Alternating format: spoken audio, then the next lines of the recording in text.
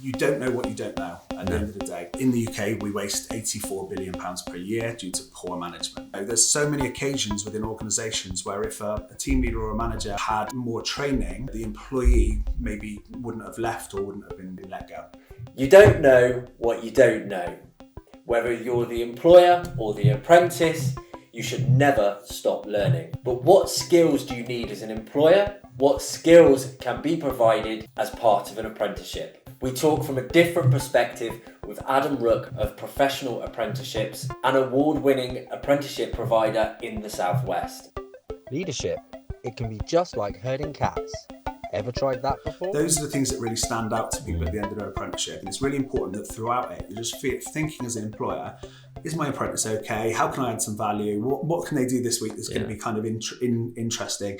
And stretch them, stretch them in terms of making sure they're continuously challenged. So give them projects that might be a little bit out their comfort zone.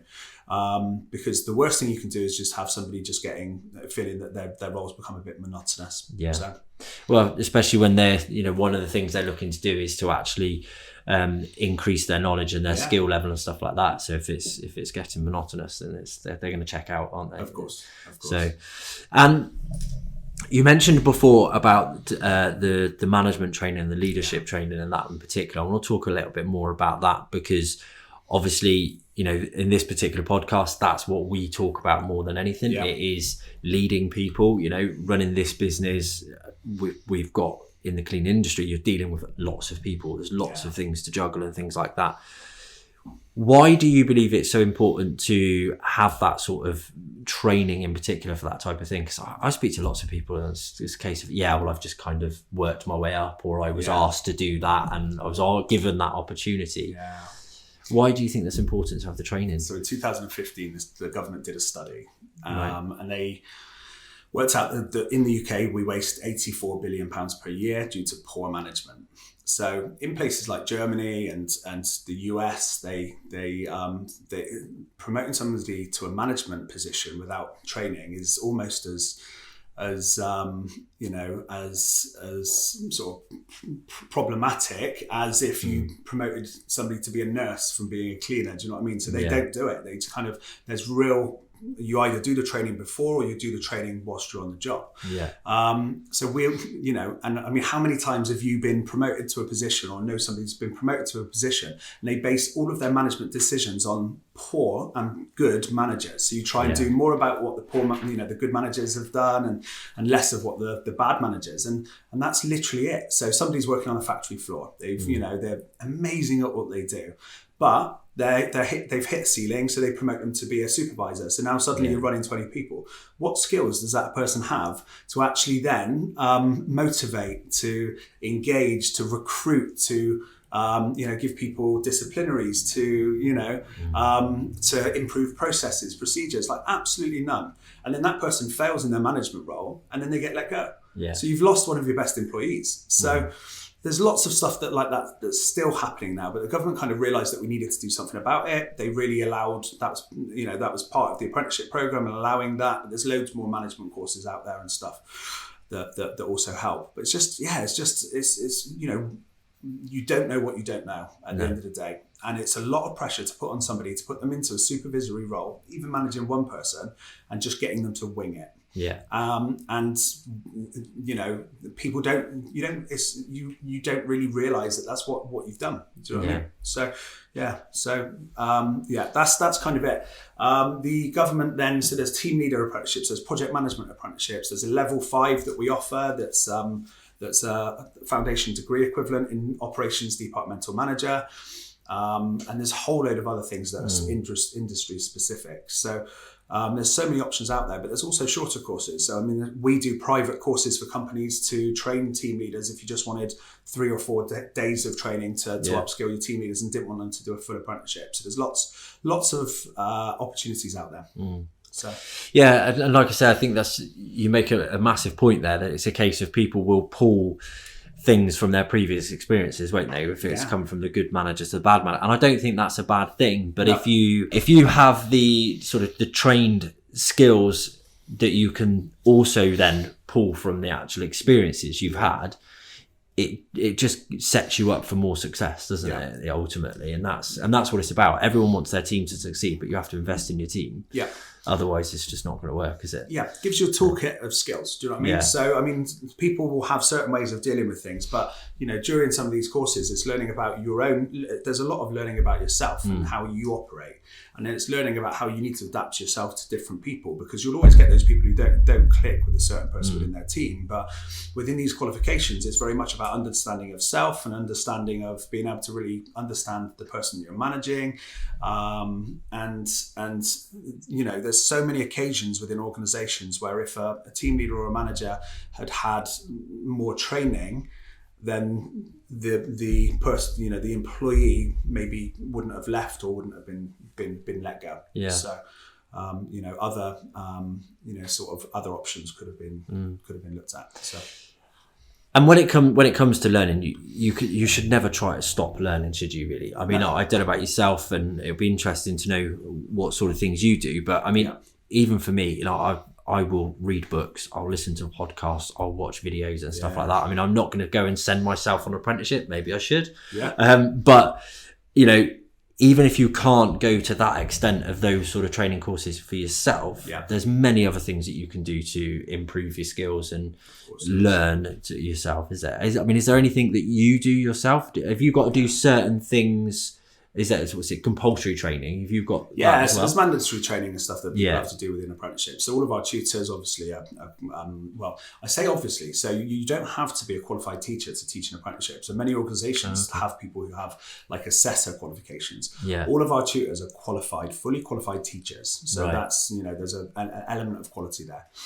For myself, it's interesting because obviously, once you get to a certain level, then you don't have to necessarily undertake, you know, sort of regular CPD and stuff as the owner of the company. But like you, so I absorb information in a really, really different way. So so I've got ADHD. So for me to sit down and read a book is just, you know, I think I've had the same book for the last 2 years and taken it on holiday around the world with me. So, but for me to be able to, I love short, sharp bits of information. I'm continuously reading about the industry and updating myself on like new changes in terms of sort of the policies and you know, the funding rules and things like that. It sounds really boring, doesn't it? But then I love... My attention span just went. But lost you there. But those things are things that we need to kind of keep up on. But then I love, you know, we're in a world where there's just so much information. Do you know what I mean? And I just love watching podcasts. I like the visual element of it as well, where they film them as well. I listen to podcasts and things in the car, and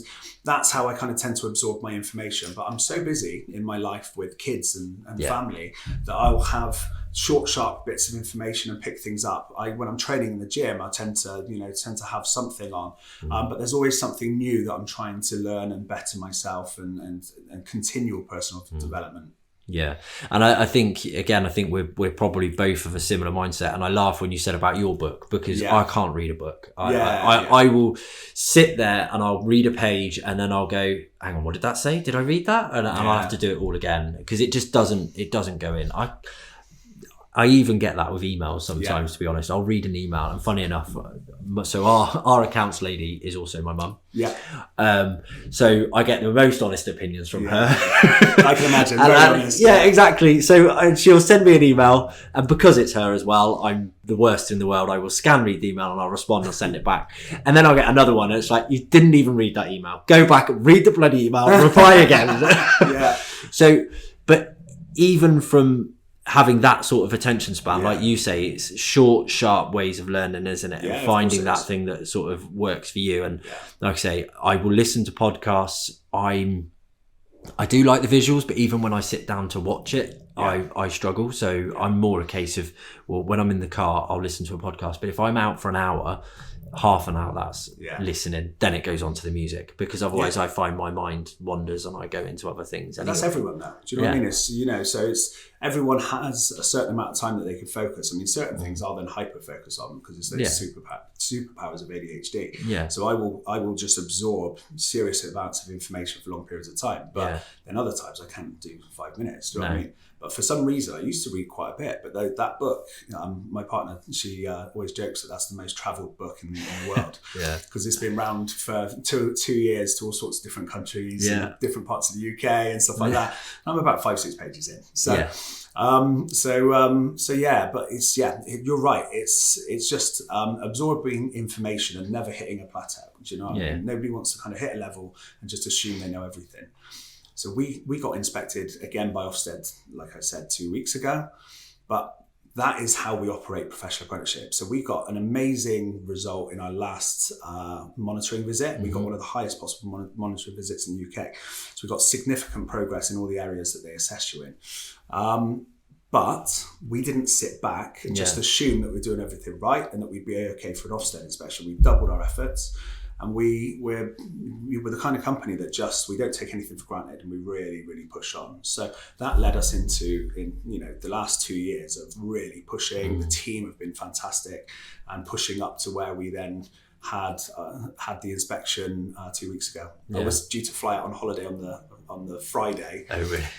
The previous Friday, they told us they were going to come in, and then they were in Tuesday morning through till Friday afternoon. So it's you don't get much don't get much notice, and then it just happens, and it's just like a whirlwind, it really is. And after, it takes a few days just to decompress. I can imagine. Yeah, I mean, I suppose it's not a nice experience to go through, but it's an essential one, isn't it? As well, and it's you have to have that, and I think. Funny enough, I've been just completely different scenario, but it's about those confidence levels.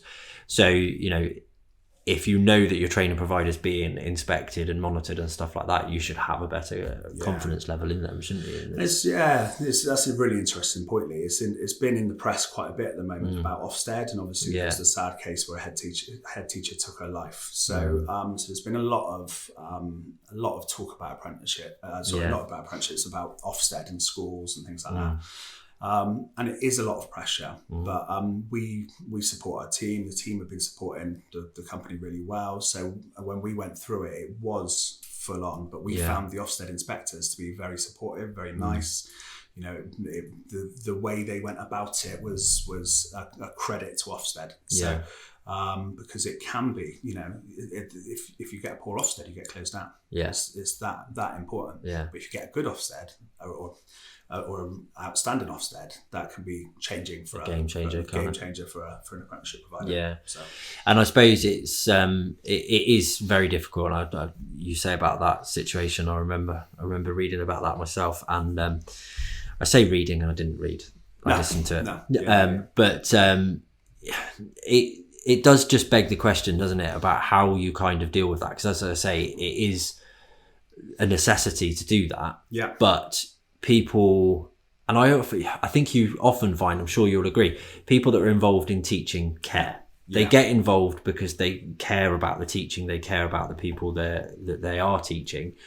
And obviously the more you care, the more it affects you when these things happen, isn't it? And that's obviously what happened there. But it's a case of how you balance that as much as anything else to and the after support. Do you know what I mean? There needs to be more aftercare for these, especially these senior leaders who like they can provide the aftercare for their team and their staff, or do their best to. Yeah. But if you get poor Ofsted inspection, it's the same with everything. I mean, there's CQC for the Care Quality Commission. So there's other financial conduct authority. When these government organisations come in and they just flip your world upside down, there needs to be something there to make sure that there's aftercare in place, because and policies and processes for inspections need to be regularly checked and make sure that they're not archaic, and the people doing the inspections need to be regularly checked themselves, which I'm pleased to say within Ofsted anyway, there was lots of checks from other parts of Ofsted to make sure that the Ofsted inspection with us went well. So they from our experience, we felt very supported. Excellent. And if there was any sort of key training that you would look at, what's the sort of one thing within a business that you feel the majority of people should? Is there anything that you think the majority of people should be trained on, these sort of basics to get them going? Yeah, I mean, there's really good generic qualifications like the business administrator. So business admin. So everyone talks about admin and they just think it's kind of like just data input and all that sort of stuff. But if somebody's somebody